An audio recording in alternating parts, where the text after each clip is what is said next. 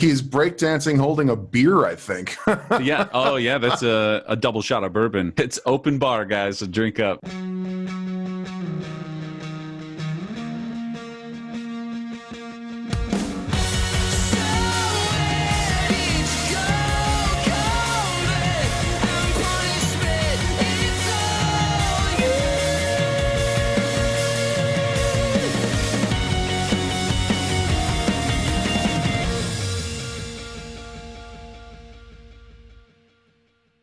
Hey, everybody. Welcome back to another episode of EventSpeak with me, Big John, CEO of Beyond Experiential.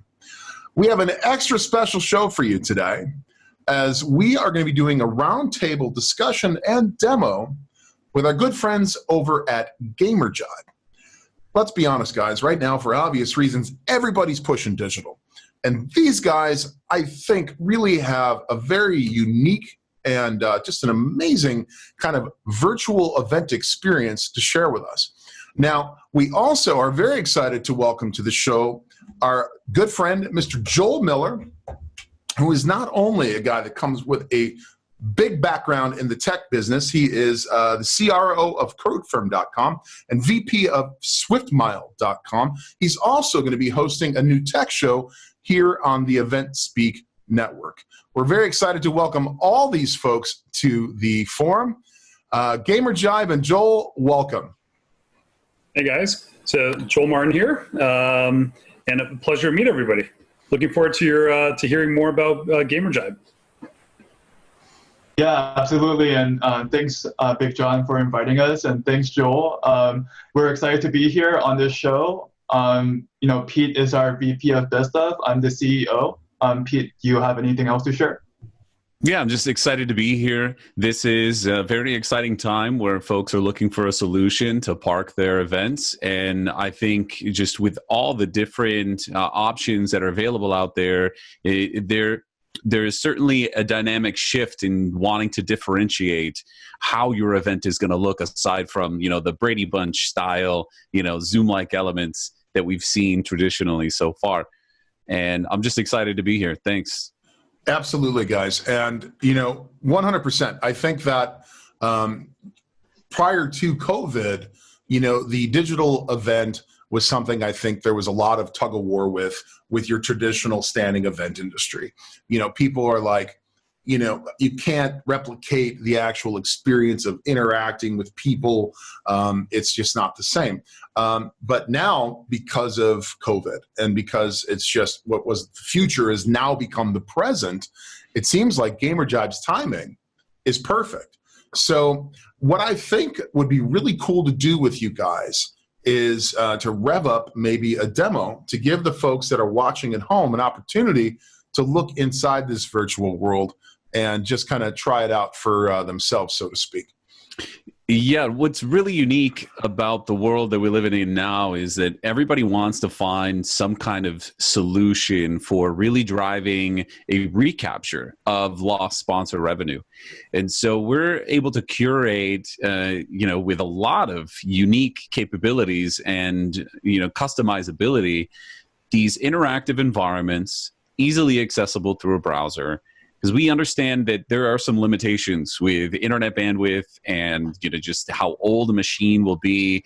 We've got these old laptops and PCs sitting in people's homes, and they can dust them off in order to gain access to a platform such as this. And so with Joe, myself, and the 20 plus other folks that we have on our team, we've been spending the last year with our heads down like evil scientists in the lab, trying to come up with the just right of a solution. Right, we needed to make something that could fit across all kinds of market verticals, to fit the smaller, personalized meeting demo showroom, to the classroom, for the doctor's office, to the Department of Defense, for career fests, tech expos, you name it. I mean, personal lifestyle events, music festivals. This is really the beginning stages of a virtual marketplace on a whole new level. And I wouldn't be surprised if we see people wanting to look at options like this to go, instead of going to the mall, right, then go to a virtual one and hang out with your friends and have a conversation. So getting to the conversation aspect of it, much like everything that you experience in a Zoom call, you can do also here within this environment. You can turn on your microphone, webcam, screen share, and be able to see your friends while you're enjoying, your own unique avatar, and, put on a hat, enjoy a hat, get a, drink at the bar, engage with some of the sponsor booths. Peter, the avatar is not wearing a mask. Oh, well, hey, last week you would have seen one. We did have a branded face mask at that same avatar that I got the hat from. I just don't feel safe. That's great. I feel safe wearing the pink hat, but without the mask, I just don't feel safe right now. I love that your safety feels are coming from the pink hat, Joel. Yeah. Now, yeah, so is there a phone charging station? Oh, yeah, right at your desk. Yeah, plug it in. Free of charge. Yeah. That's the first thing you need at a trade show. I mean, you need the phone charging station. That's absolutely right, yeah. And I like it. It's like The Sims. It's like The Sims for virtual meetings. It really is. We've had some very interesting, comparisons to, Second Life and, the beginning stages of Ready Player One. The Sims has come up now and then. And so I really like seeing this overlap in the way that people envision what this could be for them and that relatability. And just to kind of talk about how we get that unique branding in here, with these environments, is that we get to park these exhibit spaces in here. They get to operate much like, like a PowerPoint presentation, pre-recorded video with links that take the users, the attendees directly to those specific web sites. And by the way, gentlemen, if you see something you want me to focus on, feel free to just shout at me and we can go dive over to it. But imagine you can have one-to-one chats with people that you meet. Yeah, you can invite people to private chats. We did break this down into more of a proximity style conversation. You enter into the booth, you're only going to hear the folks that are in there. As you leave, you'll then hear all the other attendees, that are in the larger room that are having a conversation and sharing their webcams. But we also know that it's important for us to reach the audience with content across the entire event space. So in this way, we created this picture-in-picture feature that we can seamlessly plug in just a unique URL throughout the middle of an event, and it will automatically update these new videos that you want to bring in. This could be used for podcasts. It could be used for, keynote speaker sessions where, we want to have online content either through live stream or YouTube, plug it in and have it be a focal point for the audience members to participate. And we're tracking metrics, through this data. I mean, this is a very data-rich platform, and we really envision the scalability for events like this to match and grow beyond what typical conventions are usually known for. So, we're really excited to push those limits, and I'm really interested to know what your kind of first impressions are. Where's the food? It's coming. It's literally coming. Definitely virtual nachos would hit the spot, right? Well, look, I used to do like 50 trade shows a year. I've done CinemaCon, Film East, Nightclub and Bar Show, CES, the National Retail Federation up in New York. One thing I miss the most when being locked in the house is the food, right? So I was at a virtual trade show a couple of days ago, Mobile Marketing Association, and it was sort of like, you could listen to all the speakers, a lot of Zoom chats, you could chat, but there wasn't really any interactivity except the chat room. So this is cool because you can interact. But I think one of the things missing, and maybe I'm getting off topic here, because I get the concept. I love it. I think there needs to be more of this in the industry. Because a lot of app manufacturers have kind of phased out. There's no need for apps, right? This is the app. Okay, the virtual app.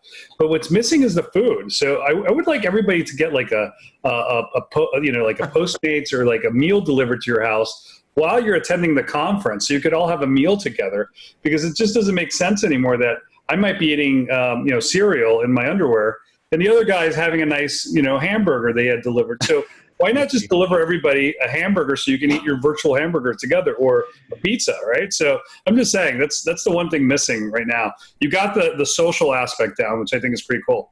Clearly, like he's breakdancing holding a beer, I think. Yeah. Oh, yeah. That's a double shot of bourbon, right? A double I like shot that. of bourbon. Very Fortnite that you can have dance moves.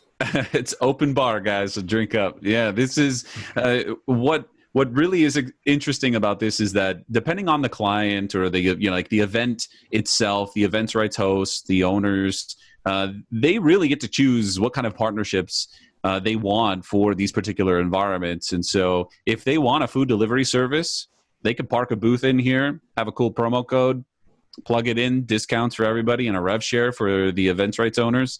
And that's really where we're trying to go with this, is to allow the attendees to, if they want to order some food, they can do that within the environment. DoorDash, a large, I'm saying you have a lobster roll show up on my doorstep. I'm going to love this event. I'll be doing break dancing. I'll be dancing virtually. It's going to be awesome. So, yeah. Peter, let me ask you then. So essentially, each of the virtual sponsors you can walk up to, you can interact with, perhaps have some sort of an experience with a virtual BA. Like all of them are essentially points of interaction. That's right. Yeah, you're not only able to interact on your time, right? Unlike a Zoom call and some of these other 2D platforms that calling themselves virtual events, it's really just a glorified conference call. And, they're showing imagery and, there's nothing really you can do except be at the mercy of those that are organizing the event. And when they run ads, people are snoozing. They're taking their breaks, they're going to the bathroom. And so I've been to a lot of those large scale 2D style Brady Bunch panel, right, events, and it's just the interactivity was just really low. There wasn't much that we could do amongst the other participants.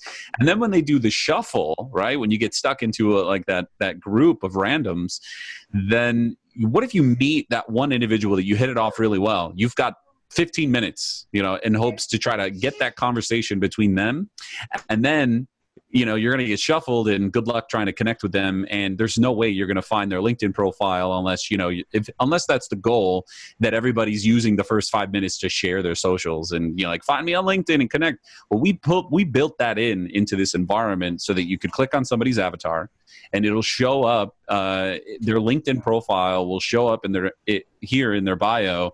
And you could just click on the LinkedIn plugin. So we have social media integration already built into it. Oh, That's wow. it. That's the ROI.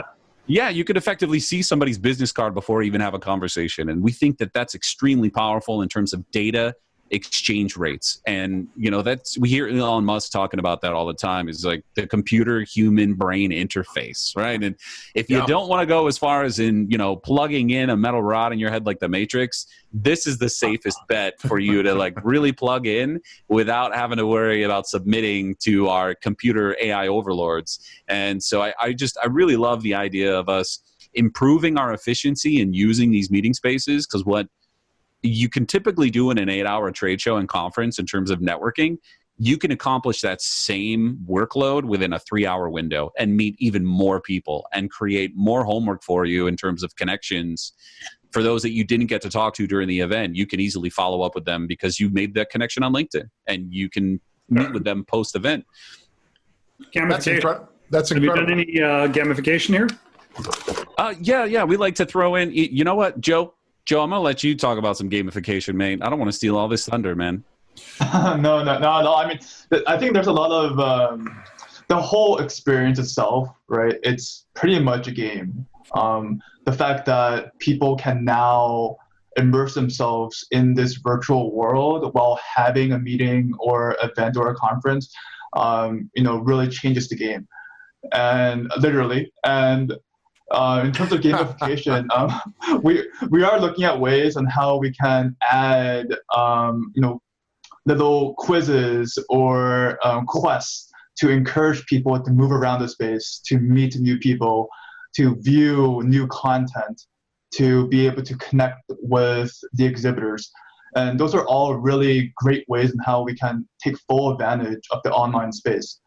right? I mean, with the whole situation going on right now with COVID and all of that, the online space is not just an alternative. It's not just a replacement for physical events. It is a new way of interacting in events. And I think there's a lot that we can do there to really engage people a lot more than what's possible in physical events. And just like Pete shared, the whole feeling zoomed out in webinar-based approaches or today's virtual event solutions, those are not interactive or fun enough. There's a time and place for those, but if we can really put a smile on people's faces to really bring back an awesome experience to participants, that's really our goal here.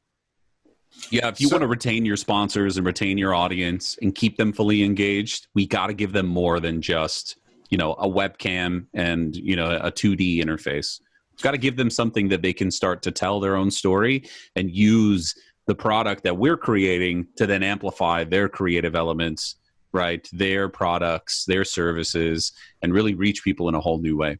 Exactly. Now, I'm curious, guys. I mean, obviously right now where the event industry is at a proverbial and literal standstill, how do you guys feel this will hold up once we eventually get on the other side of this pandemic and we start to see actual events come back and you see people going to the convention centers and we start seeing what are traditional events? Is this something you see Gamerjibe being able to sort of piggyback or handshake to that? Or is it going to be one or the other? Yeah, I mean, absolutely. I mean, there are long-term implications with what's happening today.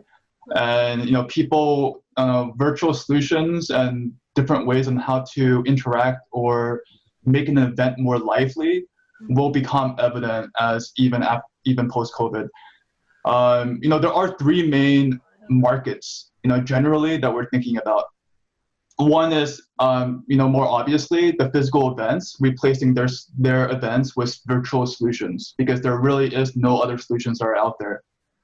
The second is, these event organizers and these existing physical events, finding a way to extend their reach to a larger audience, providing more exposure to their brand, to the brands that they work with, providing more exposure and opportunities for those attendees who cannot travel to the physical location. Victor, are you actually going to fish something, or is he just going to hang out there? I keep missing it. Yeah, the fish is biting, but because Jim's talking about a sponsorship, right? So I would love to, he just got a fish sponsored by Pepsi, and he won a prize. Exactly. Yeah, great idea. I think that's a recipe of Pepsi flavored fish. They're really big in the frozen food market right now. I mean, beer battered chicken, or just like a beer chicken. I mean, why not a Pepsi stuffed fish? The entire pond can just be Coke, right? The possibilities are endless, right? The costs are minimal. Willy Wonka. You could literally do anything you want. I know what you're saying, though, Joe, 100%. Now, Joe, as founder and CEO of Gamerjibe, walk us through a little bit about how you came up with this concept. Yeah, I'll first sort of end on the previous question, because I didn't mention that third market. And the third market are just all the types of virtual events that are possible because a solution like this exists, right? You have a lot of young people, gamers and Gen Z and those folks who don't have the means to organize events, and a lot of other event organizers out there who cannot do that. And now if they have this solution, the events market will become even larger than what it is today. And sure. Tying into your question now, John, is that our inspiration has really been focused initially on gamers and younger people and how to really engage them. The Twitch generation. Yeah. And literally. It's interesting because we started there, and then as we built this solution and started running professional events, older generations and people who are more familiar with these physical tools, physical ways of meeting people, are now feeling engaged and feeling like this could be a way to actually hold those engaging events. And from there, now we're not just trying to focus our attention on younger people. We're trying to deliver this experience for everyone. Sure. I mean, I think it's an obvious kind of fit for the, as Joel just very accurately said, the Twitch generation. But at this point, everybody is rethinking everything when it comes to events because we have to. So, I think also I've got to imagine from looking at this from a very nuts and bolts perspective of like the cost of what it takes to, build out a conference at a convention center and to bring in sponsors and production and everything else. You don't have to pay dryage here for your food. No, and you guys aren't union, right? You don't got to worry about dealing with the union. Yes, isn't taking a cut. Exactly. But, I'm curious, Peter Perez, you're VP of Business Development for Gamerjibe. Talk to us a little bit about how you ended up meeting Joe and how you ended up getting involved with Gamerjibe, and what was that kind of game changer moment for you? Yeah, I think it really goes back a bit, and I won't go back too far, but I come from the live events industry. I was helping fill convention centers for a large video game, really a LAN festival called DreamHack. Started in Sweden some 20 plus years ago, and these guys just made a name for themselves in Europe. And back in 2016 they made their initial footprint here within the US and started filling convention centers, with the LAN center, internet as a lifestyle really culminating underneath one roof. And so it was a massive undertaking. And so through those channels, I met a mutual friend of ours that just was really reached out to me early last year and kept trying to hammer me like, Pete, you got to take a look at Gamerjibe. You got to take a look at this. And about 6 months of him trying to chase me down, I think I was in the middle of doing some speaking tours for really promoting the DreamHack effort, and then attending these esports conferences to promote and evangelize for gaming as a lifestyle and what the esports market is turning into. And so after finally, Michael Lubker, who was the one that, I really appreciate him kind of really hounding me down, eventually got me in touch with Joe. We got to take a look at this platform, and the earlier model that really was targeting the indie game community and really trying to bolster, the communities that surround those indie games, to allow them to communitize and support those early game development and these new titles that were coming out of seemingly nowhere. And so it was very unique and very niche. And then about the end of late last year, we were kind of playing around with these ideas and realizing that this has a very wide, market purpose, right? There's a lot of solutions here more than just the indie games market. This is really market wide, right? Every vertical can touch this and use this in some way, whether it's through events or meeting spaces or classrooms or, just taking every brick and mortar that exists, and we can customize it to fit those needs. And so we made the pivot to try to create a remote extension of any live conference. And this kind of goes back to the question that you said of, how do we stay relevant, post-COVID, right? When things go back to normal. That was our original plan. It was to create these remote solutions because about 75% of the live events that are out there right now don't even have a live stream. And that's just the truth of it. They're not even broadcasting all the entertainment that they're putting out there. I'm completely on the other side of this. I actually think there won't be a post-COVID world. We're already in that post-COVID world. Things are going to be maybe hybrid, but it takes a lot to win back confidence. Like, I'm not going to go to a movie theater. They're not installing air scrubbers. There's no, they're not, an usher is going to come in and tell people to wear a mask. So he's gonna drip hand sanitizer into everyone's hands. The world has changed. It's the industry itself that doesn't want to pivot. So you have all these owners of event companies that are used to doing things in a traditional way, and they don't realize that what you're doing, the virtual, is the new normal. This is the normal. So we have to change as an industry, and we have to adapt. And events might have to be smaller. We might not have a CES or a 35,000 person trade show. Trade shows might be 2,000 people or 500 people in a controlled bubble. And then the rest of it should be virtual hybrid like this, right? So I actually think you guys are on the right path. This is exactly where anybody who didn't pivot in March, any of these app companies, any of these trade badging companies, the ones that would charge $10,000 to do the badges for a trade show, RFID, Bluetooth. I was selling badges, anywhere from $5 to $10 badges, with RFID. They're gone, man. If they didn't adapt, they're either out of business or about to go out of business or in the process of pivoting too late. The market is this. It's virtual. It's now. So, kudos to you guys for doing this at the right time. 100%, Joel. I was having a conversation with a friend just recently that's a big concert promoter and said that, for large festivals, large concerts, large gatherings, even when they eventually have the ability to come back, when you can actually get an insurance underwriter to write it, when you can actually put something together, he says 15% of that audience will not come back. Yeah. It's just a question of, people not being comfortable, and no matter what happens, and from what it sounds like, the COVID isn't something that is just going to disappear. It's not going to magically disappear in the summer. Right? It's not. It's going to be something where we're going to, have a familiar landscape that's very different. And I agree with you, Joel, that this is something where what you guys are doing at Gamerjibe is not, as I said, it's not the future. It's the now.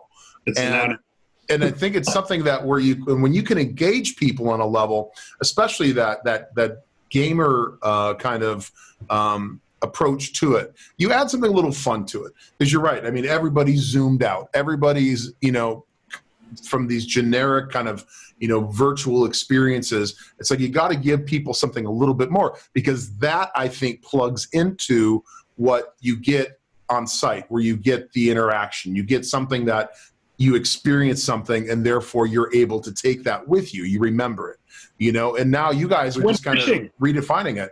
Yeah, like fishing in a Coke-filled pond. You got to get your digital swag bag now. So look, don't get me wrong, right? There's going to be changes. You're going to have smart, intelligent hand sanitizers that are contactless, not these pumps. I mean, you're going to have to invest in checking people's temperature, maybe not even one-to-one with infrared cameras. Innovation in the next 6 months to a year are going to change the industry landscape. So there's going to be events that adapt and have the same way, 10 years ago, nobody had metal detectors at a concert, right? Now for liability, and as John was saying, you have to have these things. You have to have security. You have to watch how many drinks you give people, because you could be sued because you got the guy drunk, right? So this is the now. You're going to have to invest in air scrubbing and making sure people are wearing masks and contactless hand sanitization, temperature cameras, and for the majority of the people who are not going to get on a plane and go to your event anymore, you need the virtual solution that you guys are making. So you get an A+ in my book. This is something the industry needs. So event marketer, event tech, expo, all these shows are going to be virtual now, and some of them should maybe look at this to making it more interactive. Thank you, Mr. Martin. That's incredibly kind. No, and I agree with him, guys, quite frankly, just because he's, everything that Joel was talking about is the reality of it, but it's not something you guys have to worry about, And yes, there's always going to be, I think, of course, you're on the flip side of that. The people that don't care, the people that are just waiting to get back out into the event space. And, those folks are, the event industry moves forward regardless. It's good when we see the Gamerjibes come about and start redefining what we associate with events. It's good when traditional events start coming back and we start seeing that industry slowly breathe back to life. But in the meantime, you can always have some fun while you get to experience the Gamerjibe virtual event. Gentlemen, thank you so much for joining us today. That is Peter Perez and Joe Lee from Gamerjibe. You can find those guys at gamerjibe.com. And of course, my co-host today, Joel Martin. It's great to have you with us. Codefirm.com and swiftmile.com. Be looking out for Joel, as he's going to be hosting a show here on the EventSpeak Network. I'm posting about you guys right now. So congrats to MPI, PCMA, ILEA. Make sure you start talking about this, because I think it has a future. 1,000%. 1,000%. Gentlemen, thank you so much for joining us today. It's really great to have you with us. And for all of you at home, thank you for tuning in. Of course, I'm Big John.